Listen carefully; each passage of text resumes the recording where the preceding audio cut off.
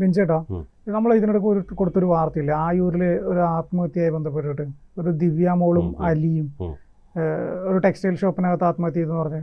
ബിൻചേട്ടാ, അതിനകത്ത് എന്തൊക്കെയോ ഡെവലപ്മെന്റ്സ് വന്നിട്ടുണ്ട്. അത് കൊലപാതകമാണെന്നുള്ള രീതിയിലൊക്കെ പോലീസ് അന്വേഷണം നടത്തുന്നുണ്ടെന്നുള്ള തോന്നുന്നുണ്ട്. ബിൻചേട്ടൻ കണ്ടോ, വാർത്ത കണ്ടോ?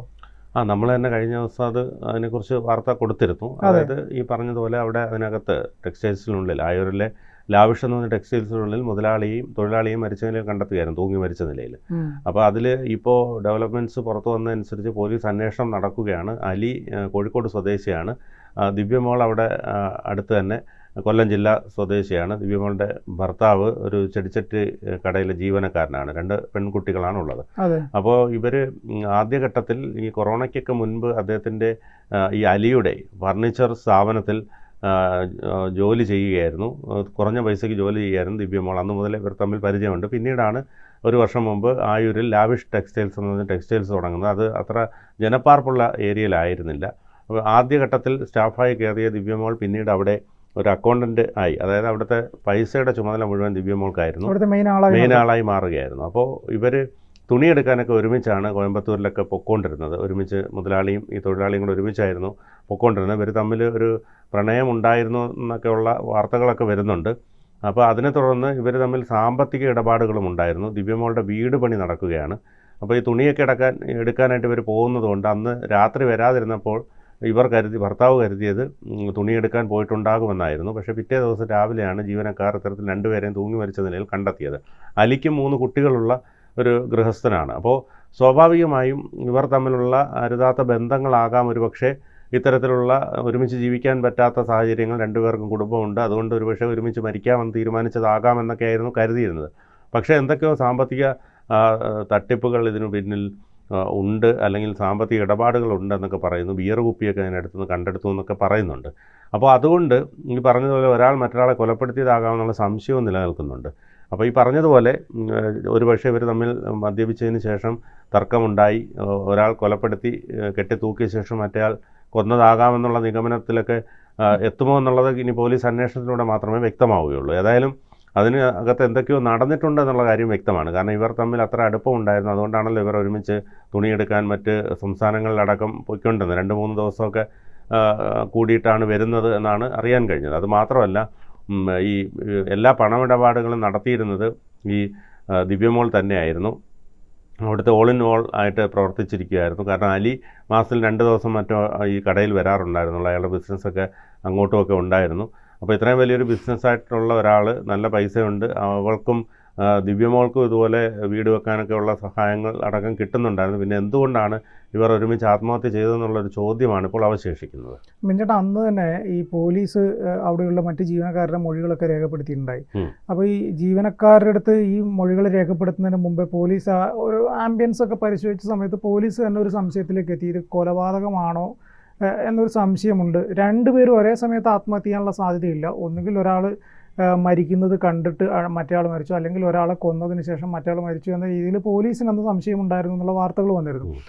ഇവർ മദ്യപിച്ച് ഇതിൻ്റെയും ബീർ ബോട്ടിലും മദ്യക്കുപ്പികളും ഗ്ലാസും മറ്റു കാര്യങ്ങളൊക്കെ അവിടെ തന്നെ ഉണ്ടായിരുന്നു. ഒരു ചെറിയൊരു കശപിശ നടന്ന പോലുള്ള ഒരു അറ്റ്മോസ്ഫിയർ ആണ് അവിടെ നിന്ന് കിട്ടിയെന്നുള്ളതാണ് അന്ന് പുറത്തു വന്ന വാർത്തകളൊക്കെ. അപ്പോൾ അന്ന് ഇത് 2 പേരുടെ ആത്മഹത്യയാണ് എന്ന് പറഞ്ഞ സമയത്ത് തന്നെ പോലീസ് കൃത്യമായിട്ട് ഇത് ആത്മഹത്യയാണ് എന്ന് എഴുതി തള്ളാതെ ഇതിൻ്റെ പിന്നിൽ എന്താണോ അത് കൃത്യമായ വസ്തുത അന്വേഷിച്ച് കണ്ടെത്തണം എന്നതാണ് അന്ന് അന്വേഷണ ഉദ്യോഗസ്ഥന്മാർ തീരുമാനിച്ചിരുന്നത്. അപ്പോൾ അതിൻ്റെ അടിസ്ഥാനത്തിൽ ആ ലാവിഷ് ടെക്സ്റ്റൈൽസിലുള്ള മറ്റ് ജീവനക്കാരോടൊക്കെ ഈ പോലീസ് കൃത്യമായിട്ട് മൊഴി രേഖപ്പെടുത്തിയിട്ടുണ്ട്. അപ്പോൾ അവർ അന്ന് അവിടെ ഉണ്ടായിരുന്ന ജീവനക്കാരോട് ചോദിച്ച കുറേ ചോദ്യങ്ങളുണ്ട്. അതായത് ഈ അലി എത്ര കാലമായി ഇവിടെ വന്നിട്ട്, അപ്പം ഈ അലിയും ഈ ദിവ്യമോളും എത്ര നാളായിട്ടുള്ള അടുപ്പോ, അല്ലെങ്കിൽ എത്ര നാളായിട്ട് ഇവർ ഒരുമിച്ച് ജോലി ചെയ്യുന്നുണ്ട്. അപ്പം അവർ കൊടുത്ത മൊഴി പറഞ്ഞു കഴിഞ്ഞാൽ ദിവ്യമോൾ നേരത്തെ ഇവരുടെ ഫർണിച്ചർ ഷോപ്പിൽ ഉണ്ടായിരുന്നതാണ്. പിന്നീട് ഈ ലാവിഷ് ടെക്സ്റ്റൈൽസ് തുടങ്ങിയ സമയത്ത് ഇങ്ങോട്ട് വന്ന് ആദ്യം ഞങ്ങളെപ്പോലെ തന്നെ ഒരു ജീവനക്കാരിയായിട്ടാണ് ഇവിടെ ഉണ്ടായിരുന്നത്. പിന്നീട് അവരും ഈ അലി എന്ന് പറഞ്ഞ മുതലാളിയും കൂടെ 2 പേരും കൂടെയാണ് പിന്നെ മറ്റ് സംസ്ഥാനങ്ങളിലൊക്കെ പോയിട്ട് ഇവിടത്തേക്ക് വേണ്ട സാധനങ്ങളൊക്കെ കൊണ്ടുവരുന്നത്. അപ്പോൾ അവർ പോകുന്നു, ചിലപ്പം 2-3 ദിവസം കഴിഞ്ഞിട്ടായിരിക്കും ഇവർ ഈ സാധനങ്ങളൊക്കെ ആയിട്ട് വരുന്നത്. വന്നു കഴിഞ്ഞ ശേഷം പിന്നീട് ഇവർ 2 പേരും കൂടെ ഈ പോയി വരവ് ചെലവ് കണക്കുകൾ, ഇവിടെ നിന്ന് കിട്ടുന്ന കണക്കുകൾ, കാര്യങ്ങളൊക്കെ നോക്കാൻ തുടങ്ങി.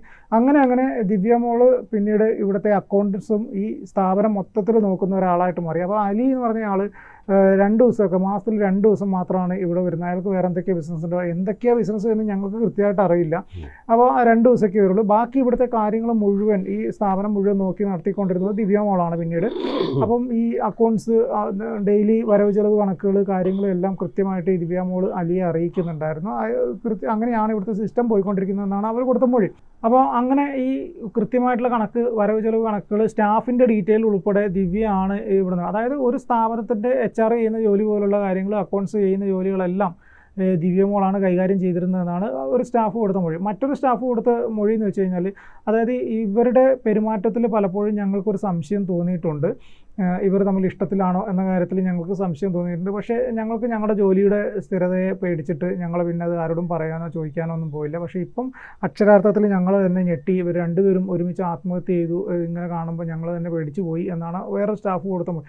അപ്പോൾ ഈ വിവരങ്ങളൊക്കെയാണ് നമുക്ക് പല വാർത്താ മാധ്യമങ്ങളും കൊടുത്തതായിട്ട് പുറത്തു വരുന്ന വിവരങ്ങൾ. അപ്പം ഇതിൻ്റെ പ്രധാനപ്പെട്ട ഒരു കാര്യം എന്ന് വെച്ച് കഴിഞ്ഞാൽ, ഈ അലിക്ക് വേറെ എന്തെങ്കിലും ബിസിനസ്സുമായി ബന്ധപ്പെട്ടിട്ട് ദിവ്യ ആ ബിസിനസ്സിൽ ഇൻവോൾവ് ചെയ്തിട്ടുണ്ടോ, ഇനി അങ്ങനെ എന്തെങ്കിലും ഇഷ്യൂസ് ഉണ്ടായിട്ടാണ് ഈ ആത്മഹത്യയിലേക്ക് എത്തിയത് കാരണം എന്നുകൂടെ നമ്മൾ പോലീസ് അന്വേഷിക്കേണ്ടതുണ്ട്. കാരണം ദിവ്യ മോളൊരു വീട് പണി നടത്തുന്നുണ്ട്. വീട് പണി ഏകദേശം പൂർത്തിയാകാറായി എന്നാണ് പറയുന്നത്. അപ്പോൾ അതിന് വേണ്ട കാര്യങ്ങളെല്ലാം ചെയ്തു കൊടുക്കുന്നത് അലി ആണ്. അലി അവർക്ക് വേണ്ട സാമ്പത്തിക സഹായങ്ങളൊക്കെ ചെയ്തു കൊടുക്കുന്നുണ്ട്. ഇവർ വിവിധ സ്ഥലങ്ങളിൽ പോയിട്ട് സാധനങ്ങൾ എടുക്കുന്ന സമയത്ത് ഇവർക്ക് വീട്ടിലേക്ക് വേണ്ട സാധനങ്ങളും ഒക്കെ നോക്കി വെച്ചിട്ടുണ്ടായിരുന്നു, വീട് പണി പൂർത്തിയാക്കുന്നതിന് വേണ്ടിയിട്ടെന്നൊക്കെയാണ് ഈ പറയുന്നത്. പക്ഷേ എന്തായാലും ഇപ്പോൾ ഈ രണ്ടുപേരുടെയും ആത്മഹത്യയുമായി ബന്ധപ്പെട്ടിട്ട് ഒരു വഴിത്തിരിവിലേക്ക് കാര്യങ്ങൾ എത്തുന്നുണ്ട്. പക്ഷേ ഇതിൻ്റെ അന്തിമ റിപ്പോർട്ട്, എനിക്ക് തോന്നുന്നു പോസ്റ്റ്മോർട്ടം റിപ്പോർട്ട് ഇതുവരെ കിട്ടിയിട്ടില്ല എന്ന് തോന്നുന്നു. പോസ്റ്റ്മോർട്ടം റിപ്പോർട്ട് കിട്ടിയിട്ടുണ്ടായിരുന്നെങ്കിൽ പോലീസ്, അതെ, പോസ്റ്റ്മോർട്ടം റിപ്പോർട്ട്, CCTV ദൃശ്യങ്ങളടക്കം പരിശോധിച്ച റിപ്പോർട്ടൊക്കെ കിട്ടിക്കഴിഞ്ഞാൽ ഇതിൻ്റെ പൂർണ്ണമായിട്ടുള്ളൊരു വിവരം മനസ്സിലാക്കാൻ കഴിയുമെന്നാണ് മനസ്സിലാവുന്നത്. അതെ, അതാണ് ഞാൻ പറഞ്ഞത്. അപ്പോൾ ഈ പോസ്റ്റ്മോർട്ടം റിപ്പോർട്ട് വന്നിട്ടുണ്ടായിരുന്നെങ്കിൽ പോലീസ് അന്തിമമായിട്ട് എന്താണ് കാര്യം എന്ന് പറഞ്ഞു.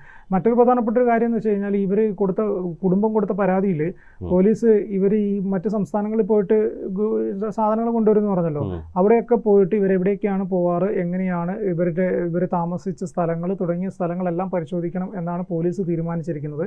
അടുത്ത ദിവസം തന്നെ അതുമായി ബന്ധപ്പെട്ടിട്ട് ഇവരെവിടെ നിന്നൊക്കെയാണ് ടെക്സ്റ്റൈൽസിലേക്ക് വേണ്ട സാധനങ്ങൾ എടുക്കുന്നത് അവരുമായിട്ട് ബന്ധപ്പെടുക, അവരുടെ സ്ഥലങ്ങളിൽ പോയിട്ട് അന്വേഷണം നടത്തുക, ആ പോകുന്ന യാത്രകളിൽ ഇവർ താമസിച്ച ഹോട്ടൽ ഏതാണ്, അവിടെ എത്ര ദിവസം താമസിച്ചിട്ടുണ്ട്, ആരുടെ ഐഡിയിലാണ് താമസിച്ചിരിക്കുന്നത് തുടങ്ങിയ കാര്യങ്ങളെല്ലാം തന്നെ പോലീസ് പരിശോധിക്കണം എന്നാണ് തീരുമാനിച്ചിരിക്കുന്നത്. കാരണം ഇങ്ങനെയുള്ള കേസുകളിൽ പിന്നീട് ഒരു വിവാദത്തിനുള്ള വഴി ഉണ്ടാവരുത് എന്നുള്ളത് കൊണ്ട് തന്നെ പോലീസ് കൃത്യമായിട്ട് ഈ വിഷയം അന്വേഷിക്കാനാണ് ഇപ്പോൾ തീരുമാനിച്ചിരിക്കുന്നത് എന്നാണ് നമുക്ക് ലഭിക്കുന്ന വിവരം.